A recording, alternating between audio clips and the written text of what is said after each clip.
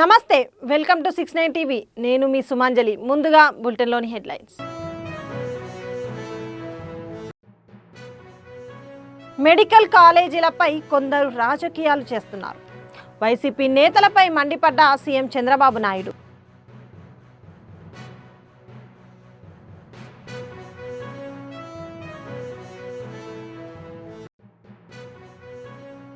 తిరుపతిలో రెండవ రోజు కొనసాగుతున్న మహిళా సాధికారిక సదస్సుకు హాజరైన పలువురు మహిళా ప్రజా ప్రతినిధులు.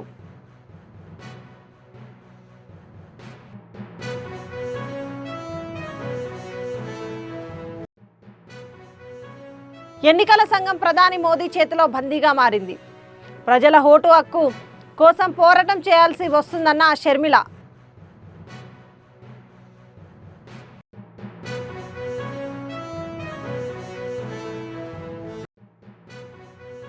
ఎలక్ట్రిసిటీ ఏడీ ఇంట్లో ఏసీబీ అధికారుల సోదాలు. ఆదాయానికి మించి ఆస్తులు ఉన్నాయని ఏసీబీ వెల్లడి.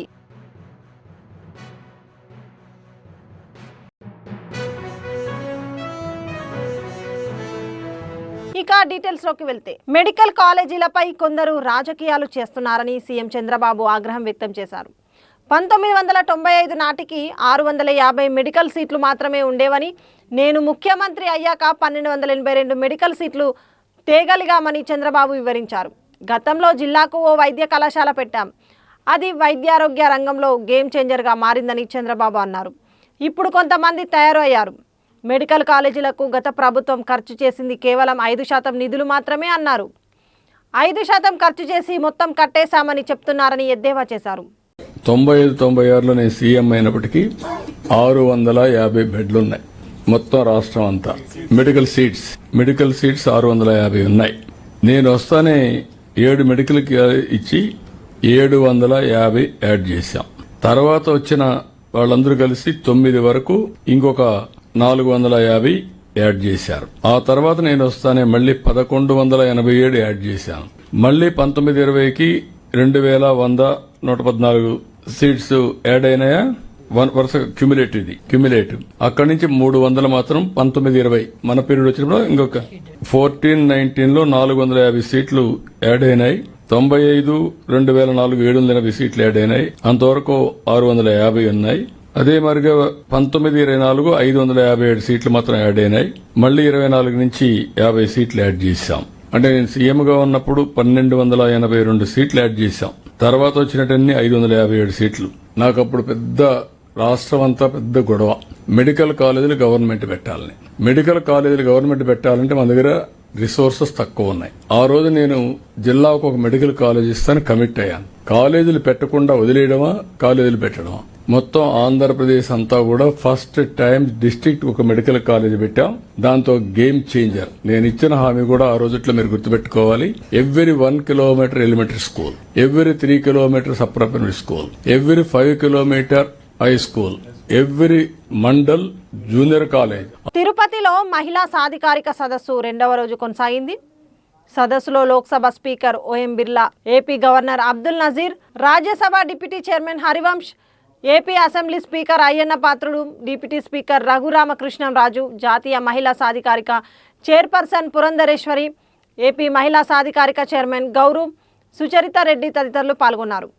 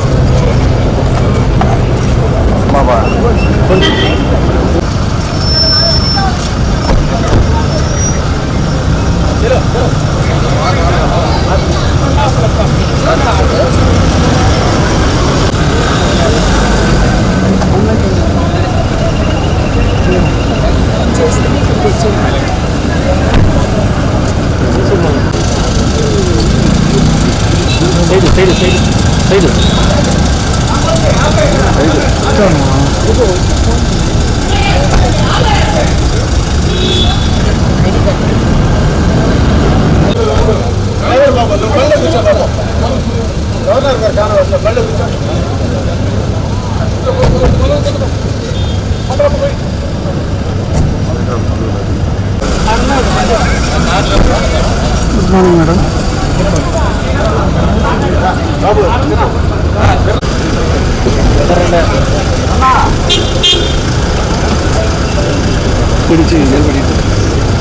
సార్ కొంచెం బ్యాక్.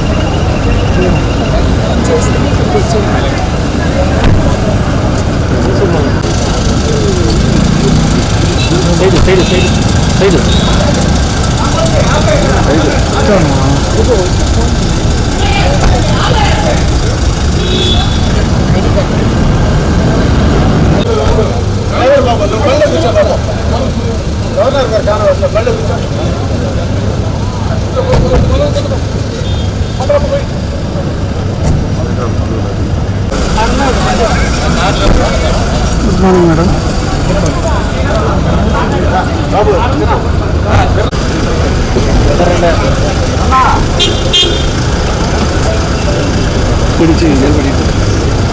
సార్ కొంచెం బ్యాక్.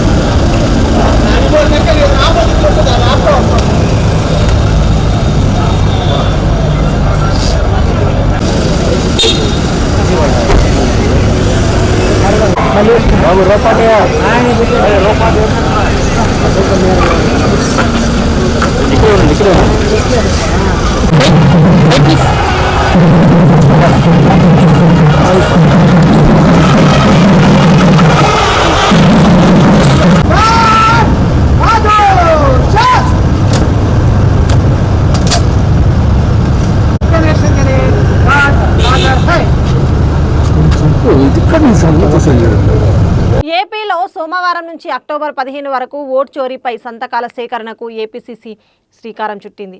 దేశ ప్రజల ఓటు హక్కు కాపాడడం కోసం పోరాటం చేయాల్సిన అవసరం వచ్చిందని ఏపీ కాంగ్రెస్ పార్టీ అధ్యక్షులు షర్మిల ఆవేదన వ్యక్తం చేశారు. భారతదేశ రాజ్యాంగం మనకు ఓటు హక్కు కల్పించింది. మన నాయకులను మనం ఎన్నుకునే స్వేచ్ఛనిచ్చింది. ఓటు హక్కును కాపాడాల్సిన బాధ్యత ఎలక్షన్ కమిషన్పై ఉందన్నారు. కానీ ఎన్నికల సంఘం ప్రధాని మోడీ చేతిలో బందీ అయ్యిందని ఆమె ఆరోపించారు. అందరికీ నమస్కారం. ఓటు హక్కుని కాపాడడం కోసం ఒక పోరాటం చేయాల్సిన అవసరం వచ్చింది. భారతదేశ రాజ్యాంగం మనందరికీ ఓటు హక్కునిచ్చింది, మన నాయకుల్ని మనమే ఎన్నుకోవడానికి. ఆ ఓటు హక్కుని కాపాడాల్సిన బాధ్యత ఎలక్షన్ కమిషన్ ఆఫ్ ఇండియాకి ఉంది. ఎన్నికలు స్వేచ్ఛగా నిష్పక్షపాతంగా నిర్వహించాల్సిన బాధ్యత ఉంది. కానీ ఎలక్షన్ కమిషన్ ఆఫ్ ఇండియా ఈరోజు బీజేపీ మోడీ గారి చేతిలో బందీ అయ్యింది. ఎలాగైతే అన్ని వ్యవస్థలు ఇప్పటికే ఈడీ అయినా, సిబిఐ అయినా, ఇన్కమ్ ట్యాక్స్ అయినా, ఆర్బీఐ అయినా, స్టాక్ ఎక్స్చేంజ్ అయినా, ఎలాగైతే అన్ని వ్యవస్థలు మోడీ గారి గుప్పెట్లో బీజేపీ కోసం పనిచేస్తున్నాయో ఎలక్షన్ కమిషన్ ఆఫ్ ఇండియా కూడా ఈరోజు బీజేపీ కోసమే పనిచేస్తుంది. ఈ విషయాన్ని రాహుల్ గాంధీ గారు దేశం ముందు బయటపెట్టడం జరిగింది. ఇది పచ్చి నిజం, ఇది మన భారతదేశ ప్రజాస్వామ్య యథార్థత అని రాహుల్ గాంధీ గారు దేశం ముందు ఈసీఐ బండారం బయటపెట్టారు. ఒక శాంపుల్ తీసుకున్నారు కర్ణాటకలోని మహదేవ్పూర్లో. దాంట్లోనే 1,00,000 దొంగ ఓట్లని నమోదు చేశారు. 1,00,000 ఓట్లకి దొంగ పేర్లున్నాయి, దొంగ ఫోటోలున్నాయి, దొంగ అడ్రస్లున్నాయి. ఇలా ఓటు చోరీ చేయడమే కాక మహారాష్ట్రలో 5-6 గంటలకు మధ్యలో 60 లక్షల ఓట్లకు పైగా కొత్త ఓట్లు వేయటం జరిగింది. ఈ ఓట్లను ఎవరు వేశారు? సీసీటీవీ ఫుటేజ్ ఎక్కడుంది అంటే ఏ ఆధారాలు లేవు.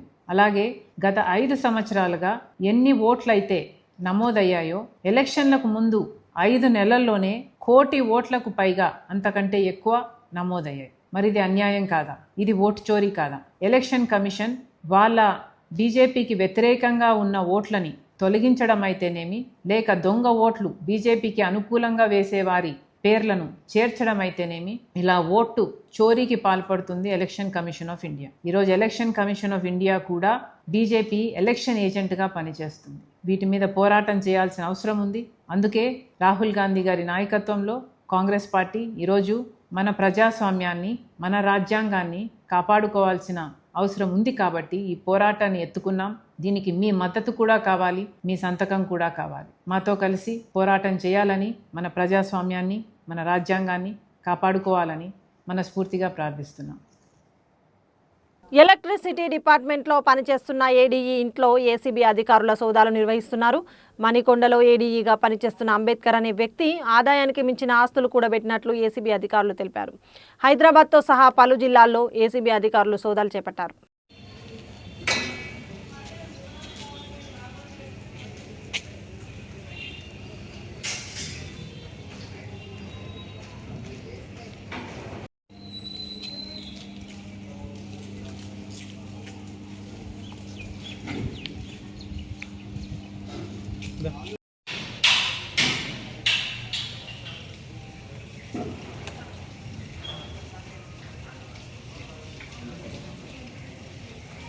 అఖిల భారతీయ విద్యార్థి పరిషత్ జిల్లా కన్వీనర్ విక్రమాదిత్య ఆధ్వర్యంలో ఫీజు రియంబర్స్మెంట్ విడుదల చేయాలని నిజాం కళాశాల విద్యార్థులు నిజాం కళాశాల నుంచి బషీర్బాగ్ చౌరస్తాలోని బాబు జగ్జీవన్ రావు విగ్రహం వరకు ప్లకార్డుల ప్రదర్శన చేస్తూ నిరసన ర్యాలీ చేపట్టారు. ఈ సందర్భంగా ఏబీవీపీ నేతలు మాట్లాడుతూ 8,500 కోట్లు స్కాలర్షిప్ ఫీజు రియంబర్స్మెంట్లు వెంటనే విడుదల చేయాలన్నారు. పేద విద్యార్థులు ఎంతోమంది స్కాలర్షిప్లపై ఆధారపడి చదువుకుంటున్నారని తెలిపారు. ప్రభుత్వం వెంటనే విద్యాశాఖ మంత్రిని నియమించాలని డిమాండ్ చేశారు. నమస్తే, నా పేరు విక్రమాదిత్య, ఏబీవీపీ గోల్కొండ జిల్లా కన్వీనర్. అఖిల భారతీయ విద్యార్థి పరిషత్ గోల్కొండ జిల్లా ఆధ్వర్యంలో బషీర్బాగ్ చౌరస్తాలో గల బాబు జగ్జీవన్ రామ్ విగ్రహం వద్ద నిరసన కార్యక్రమం తెలియజేయడం జరుగుతుంది. ఎందుకంటే ఈ నిరసన కార్యక్రమం తెలంగాణ రాష్ట్రంలో 8,500 కోట్ల రూపాయల పెండింగ్లో ఉన్న స్కాలర్షిప్ ఫీజు రియంబర్స్మెంట్లను వెంటనే విడుదల చేయాలని రేవంత్ రెడ్డిని డిమాండ్ చేయడం జరుగుతుంది. తెలంగాణలో ప్రఖ్యాతిగాంచిన కళాశాలలు ఎన్నో ఉన్నాయి. తెలంగాణలో గవర్నమెంట్ కళాశాలలు ఎన్నో ఉన్నాయి. పేద విద్యార్థులు ఎంతోమంది ఈ దానిపైన ఆధారపడి చదువుకుంటున్నారు. అయినప్పటికీ ప్రభుత్వానికి చలనం లేకుండా విద్యా వ్యవస్థను పూర్తిగా నిర్లక్ష్యం చేస్తూ తెలంగాణ రాష్ట్రంలోని విద్యను కునారిలే చేస్తున్న ప్రభుత్వాన్ని ఖండిస్తున్నాం. తెలంగాణ రాష్ట్రంలో అన్ని ప్రైవేట్ కళాశాలలు బంద్ను పిలుపునిచ్చే పరిస్థితి వచ్చిందంటే పరిస్థితిని అర్థం చేసుకోవచ్చు. కళాశాల యాజమాన్యాలు టీచర్లకు జీతాలు ఇవ్వలేక, ల్యాబ్ ఎక్విప్మెంట్స్ కొనలేక, కాలేజీలు నడపలేక మూతపడేట్టు చేస్తున్నారు. అంటే తెలంగాణ రాష్ట్రంలో రాష్ట్ర ప్రభుత్వానికి స్పష్టమైన అవగాహన ఉంది. ఈ తెలంగాణ రాష్ట్రంలోని విద్యా వ్యవస్థను నాశనం చేద్దాము, తెలంగాణలో చదువుతున్నటువంటి బడుగు బలహీన వర్గాల పేదలు ఎవరైతే ఉన్నారో వాళ్ళని విద్యను దూరం చేద్దామనే ప్రయత్నంలో తెలంగాణ రాష్ట్రంలోని ప్రభుత్వం ఉన్నట్టు కనిపిస్తుంది. రేవంత్ రెడ్డి సర్కార్ బీసీ రిజర్వేషన్లని విపరీతమైన ప్రచారం చేసుకుంటున్నారు, బిల్లులు పెడుతున్నారు, ఇంకా విపరీతమైన కార్యాచరణ చేస్తున్నారు. కానీ రాష్ట్ర ప్రభుత్వం బీసీ విద్యార్థులకు విడుదల చేయాల్సినటువంటి పెండింగ్లో ఉన్న స్కాలర్షిప్ ఫీజు రియంబర్స్మెంట్లను విడుదల చేయండి. ఎస్సీ విద్యార్థులు, పేద విద్యార్థులు వాళ్ళకు సంబంధించిన పెండింగ్లో ఉన్న స్కాలర్షిప్ ఫీజు రియంబర్స్మెంట్లను విడుదల చేయండి. పేద బడుగు బలహీన వర్గాలను ఎప్పుడైతే ప్రభుత్వం ఆదుకుంటుందో అప్పుడే తెలంగాణ రాష్ట్రంలోని విద్యా వ్యవస్థ బాగుంటుంది. తెలంగాణ రాష్ట్రాన్ని మంచిగా చేసుకోవాలి అంటే, వచ్చిన తెలంగాణ కొట్లాడి తెచ్చుకున్న తెలంగాణ బాగుండాలి అని అంటే విద్యా వ్యవస్థ బాగుండాలి, ప్రొఫెసర్ల నియామకం కావాలి, టీచర్ల నియామకం కావాలి అని మేము ఏబీవీపీ డిమాండ్ చేస్తుంది. వెంటనే ప్రభుత్వం ఫీజు రియంబర్స్మెంట్ స్కాలర్షిప్లను విడుదల చేయకపోతే తెలంగాణ రాష్ట్రంలో ఉన్నటువంటి అన్ని కళాశాలను బంద్ చేసి విద్యార్థులకు స్కాలర్షిప్లు తెచ్చుకుంటాము, నీ ప్రభుత్వాన్ని కూలగొడతామని డిమాండ్ చేస్తున్నాం. తెలంగాణ రాష్ట్రంలో గొడ్డుకు, గోదకు, మద్యానికి అన్నింటికీ రాష్ట్రంలో మంత్రి ఉంటాడు. కానీ విద్యార్థుల భవిష్యత్తు, తెలంగాణ రాష్ట్రం యొక్క భవిష్యత్తు అయినటువంటి విద్యా వ్యవస్థకు, విద్యాశాఖకు మంత్రి ఉండడు. అంటే రాష్ట్ర ప్రభుత్వానికి చిత్తశుద్ధి లేదు. రేవంత్ రెడ్డి తానే విద్యా వ్యవస్థను ఏదో చేస్తా అని చెప్పేసి ప్రభుత్వ మంత్రి పదవి పెట్టుకోవడం సిగ్గుచేటు.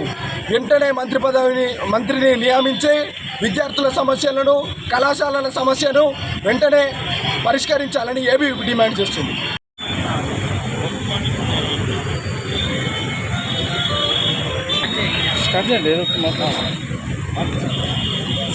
కార్యక్రమాన్ని ఉద్దేశించి నగర కార్యదర్శి సురేందర్ రాష్ట్రంలో విద్యార్థులకు, నిరుద్యోగులకు, విద్యార్థులకైతే స్కాలర్షిప్లు, ఫీజు రియంబర్స్మెంట్లు విడుదల ఇస్తాం అనే అధికారంలోకి వచ్చినటువంటి ఈ యొక్క కాంగ్రెస్ ప్రభుత్వం ఈనాడు ఈ యొక్క తెలంగాణ రాష్ట్రం ఈ యొక్క భారతదేశంలోనే ఒక గుర్తింపు దక్కినటువంటి రాష్ట్రం. ఇలాంటి రాష్ట్రానికి కేవలం 7 ఏళ్లలో 12, 13, 14% ఆ యొక్క విద్యారంగానికి తెలంగాణ రాష్ట్రంలో నెలకొంది. ఈ యొక్క స్కాలర్షిప్లు విడుదల చేయకపోవడం వల్ల ఇతర రాష్ట్రాల నుంచి, ఇతర దేశాల నుంచి, ఇతర జిల్లాల నుంచి, ఇతర మండలాల నుంచి వచ్చినటువంటి పేద బడుగు బలహీన తరగతి విద్యార్థులకు, ఆ కుటుంబాలకు చాలా అన్యాయం జరుగుతుందని అఖిల భారతీయ విద్యార్థి పరిషత్ డిమాండ్ చేస్తూ ఉంది. ఈరోజు యొక్క తెలంగాణ రాష్ట్రంలో నియమించుకుంటారు కానీ విద్యాశాఖకు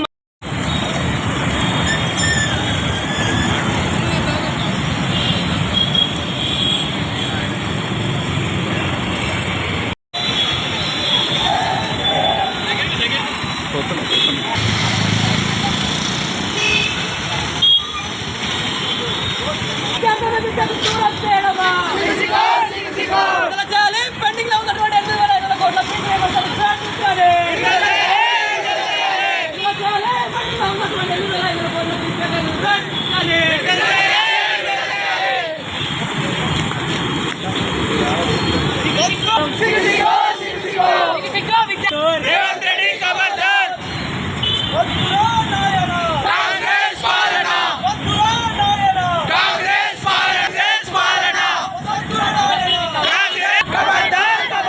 విద్యార్థుల భవిష్యత్తుతో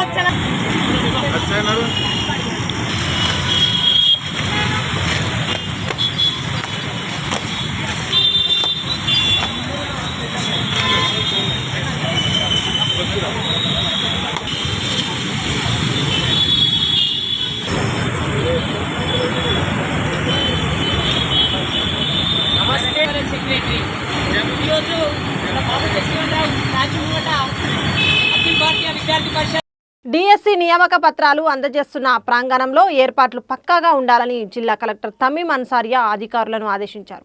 ఈ నెల 19వ తేదీన వెలగపూడిలో రాష్ట్ర సచివాలయం దగ్గర డిఎస్సిలో ఎంపికైన అభ్యర్థులకు నియామక పత్రాలు అందించే కార్యక్రమం జరగనుంది. ఈ కార్యక్రమంలో సీఎం పాల్గొననున్నారు.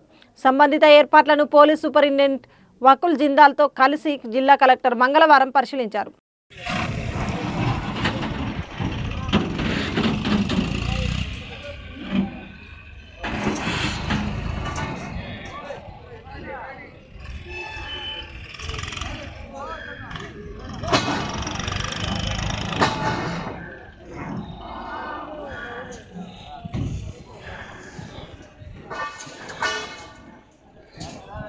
అన్న మేడం గారు చూసి వస్తారన్న అన్న మేడం గారు వస్తారట.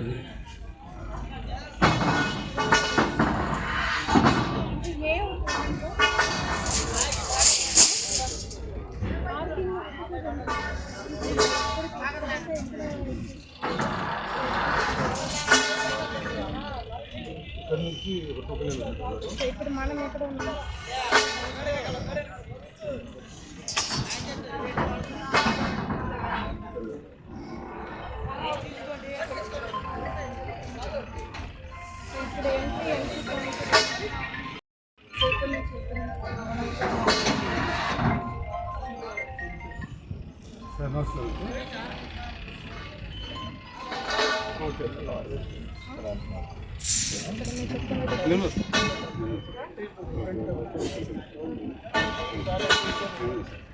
ఓకే ఓకే సైడ్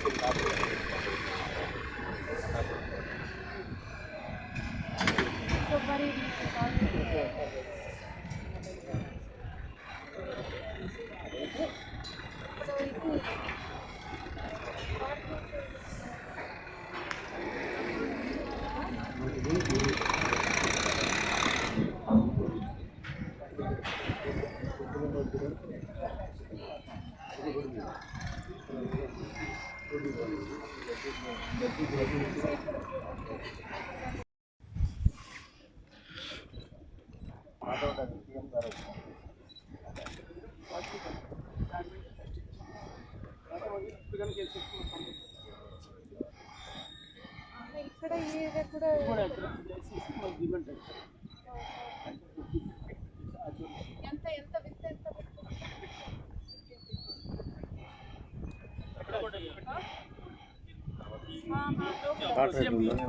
ఎంత ఇక్కడ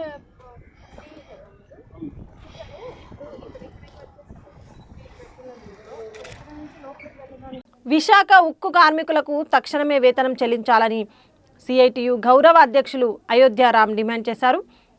స్టీల్ సిఐటియు ఆధ్వర్యంలో ఉక్కు ప్రధాన పరిపాలనా భవనం ఎదుట కంచాలు కొట్టి తమ నిరసనలు తెలియజేశారు. ఉక్కు కార్మికులకు జీతాలు చెల్లించమని కేంద్ర మంత్రి ప్రకటించడం అత్యంత దుర్మార్గమన్నారు. ఉక్కు కార్మికులకు గత సంవత్సర కాలంగా పూర్తి జీతాలు చెల్లించకుండా యాజమాన్యం మొండి వైఖరిని ప్రదర్శిస్తుందని ఆయన తీవ్రంగా విమర్శించారు. జీతాలు చెల్లించమని అడిగిన కార్మిక నాయకులను భయభ్రాంతులకు గురిచేస్తూ షోకాజ్ నోటీసులు ఇచ్చే ప్రయత్నం తక్షణం విరమించుకోవాలని ఆయన డిమాండ్ చేశారు.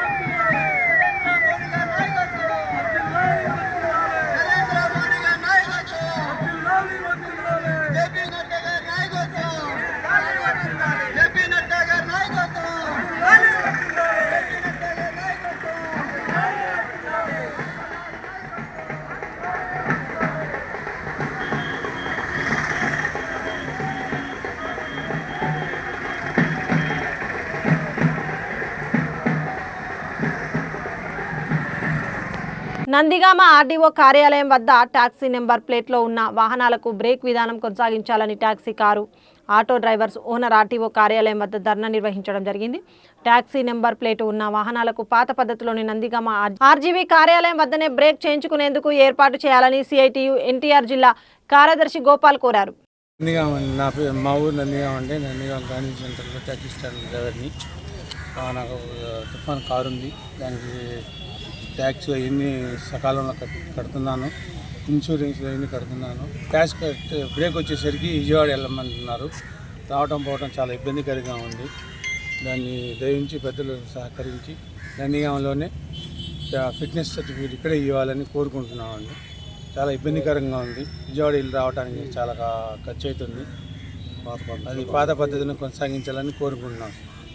పెద్దలందరికీ ధన్యవాదాలు.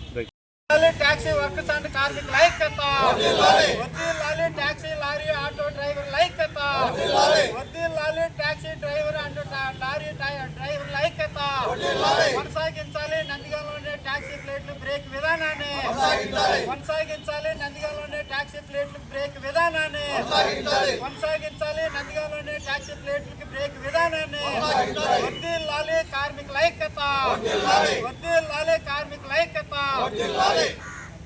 బులెటిన్ ముగించే ముందు హెడ్లైన్స్ మరోసారి.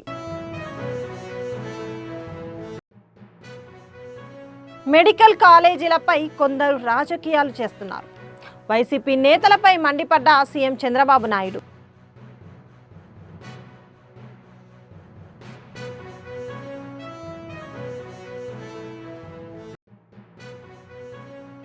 తిరుపతిలో 2వ రోజు కొనసాగుతున్న మహిళా సాధికారిక సదస్సుకు హాజరైన పలువురు మహిళా ప్రజా ప్రతినిధులు.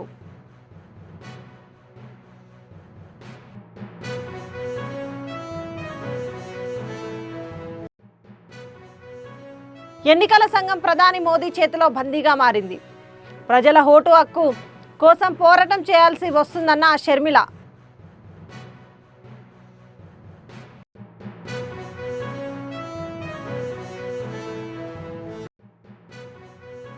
ఎలక్ట్రిసిటీ ఏడీఈ ఇంట్లో ఏసీబీ అధికారుల సోదాలు, ఆదాయానికి మించి ఆస్తులు ఉన్నాయని ఏసీబీ వెల్లడి.